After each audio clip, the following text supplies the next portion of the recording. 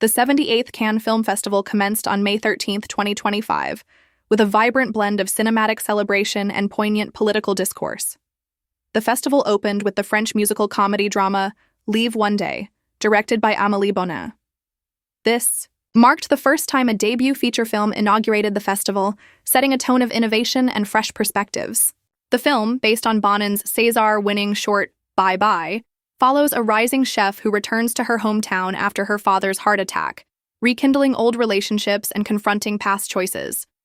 The opening ceremony was highlighted by the presentation of the honorary Palme d'Or to Robert De Niro, introduced by Leonardo DiCaprio. DiCaprio reflected on their collaboration in This Boy's Life, crediting De Niro for significantly influencing his career.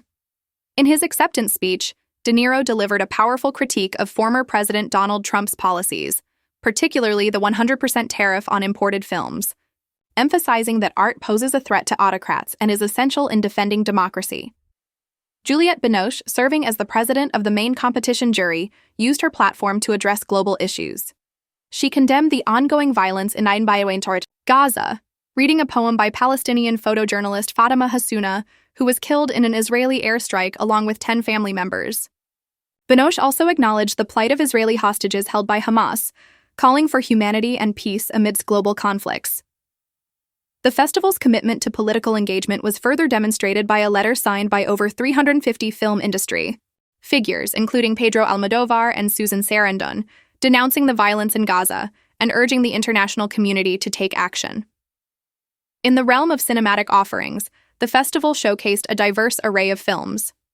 Lav Diaz's Magellan, a historical drama exploring the Portuguese and Spanish colonial campaigns in the Philippines, premiered in the Cannes premiere section. The film features Gael Garcia Bernal as Ferdinand Magellan and delves into themes of exploration and cultural encounters. Wikipedia, the Cannes Classics section honored the centennial of Charlie Chaplin's The Gold Rush with a restored 4K screening, attended by Chaplin's grandchildren. This tribute highlighted the festival's dedication to preserving cinematic heritage while celebrating contemporary works. Emerging talents were spotlighted in the Ciné Fondation section, featuring 16 student films from around the world, and the Immersive competition, which included 9 virtual reality experiences exploring innovative storytelling methods. Bollywood actress Aaliyah Bhatt made her Cannes debut, expressing excitement and nervousness about her first appearance at the festival. Her presence underscored the festival's global reach and the increasing prominence of Indian cinema on the international stage. The Times of India, the festival also featured screenings of 3 documentaries addressing the war in Ukraine, reflecting Cannes' ongoing engagement with pressing global issues. As the 78th Cannes Film Festival continues through May 24th, it remains a platform where art and activism intersect, celebrating cinematic achievements while confronting the world's challenges.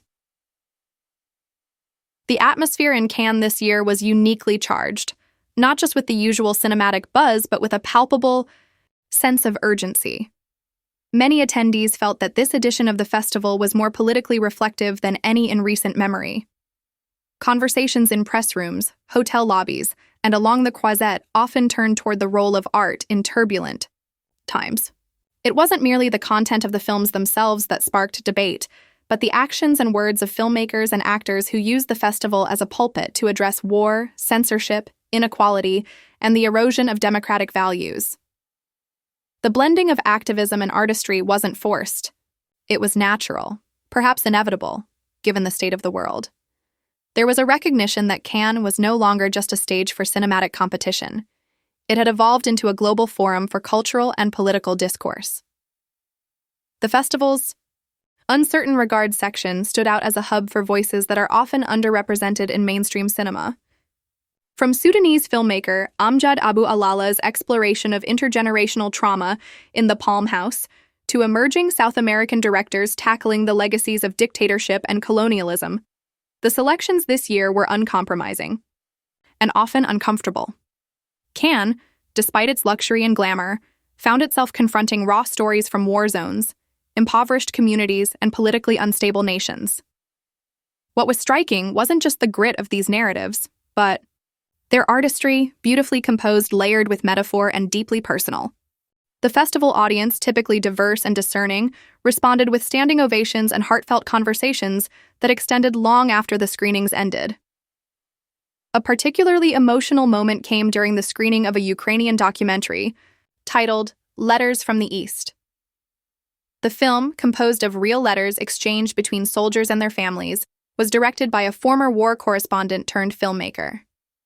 As the screening concluded, the audience sat in stunned silence before erupting into applause. The director, visibly emotional, thanked the crowd and dedicated the screening to journalists and artists who continue to tell the truth, even when it's dangerous. The documentary was not only a testament to resilience, but also a sobering reminder of how cinema can preserve human stories amid destruction. Critics quickly hailed it as one of the most powerful entries in the festival's documentary category. This year, Cannes also pushed its commitment to emerging technologies and non-traditional storytelling through the immersive competition. Audiences were invited to participate in interactive virtual reality pieces and 360-degree narrative experiences that blurred the lines between film, theater, and gaming. One such piece, After the Flood, allowed viewers to navigate a digitally reconstructed village submerged by rising sea levels. Environmental themes ran throughout the immersive category, with creators from all over the world using tech not for spectacle, but for urgent storytelling. The festival made it clear, Cannes is not clinging to the past. It is positioning itself as a place where the future of cinema is tested, refined, and celebrated. Even amid political speeches and avant-garde experiments, Cannes never lost its core identity as a celebration of filmmaking.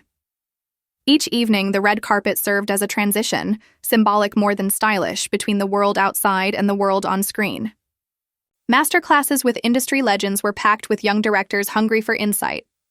Deals were inked in the pavilions by producers looking for the next breakout hit, and film lovers from every continent gathered in cafes and lounges to passionately debate which Palme d'Or contender deserved the top prize.